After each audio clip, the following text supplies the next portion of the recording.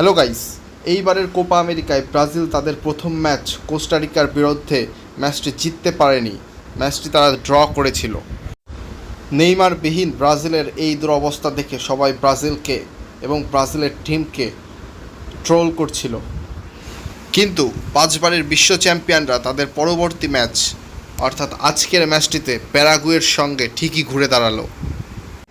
Vinicius junior ব্রাজিলের সবার প্রিয় কালো মানিক করলেন 2টি গোল।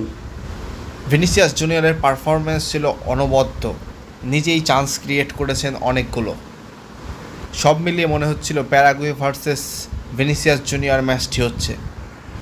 খেলার ফার্স্ট হাফেই ব্রাজিল 45 মিনিটের মধ্যেই 3টি গোলে লিড নিয়ে নেয়। এদিকে ব্রাজিলের প্রথম ম্যাচ, কোপা আমেরিকার প্রথম ম্যাচটি দেখতে গিয়ে এক প্রকার কান্নায় ভেসেছিলেন নেইমার জুনিয়র। তার প্রিয় ব্রাজিল ম্যাচটি জিততে পারেনি, কিন্তু আজকে ব্রাজিল নেইমারকে মন খারাপ করে ফেরায়নি। 4-1 গোলের ব্যবধানে দুরন্ত জয় ছিনিয়ে নিল ব্রাজিল। প্রথম ম্যাচ ড্রয়ের পর সেকেন্ড ম্যাচে এরকম বড় জয়ে বেশ উচ্ছ্বসিত ব্রাজিল টিম এবং নেইমার জুনিয়র। কিন্তু এর পরবর্তীতে ব্রাজিল টিম তাদের পরবর্তী চ্যালেঞ্জ কিভাবে নেবে সেটাই এখন দেখার বিষয়।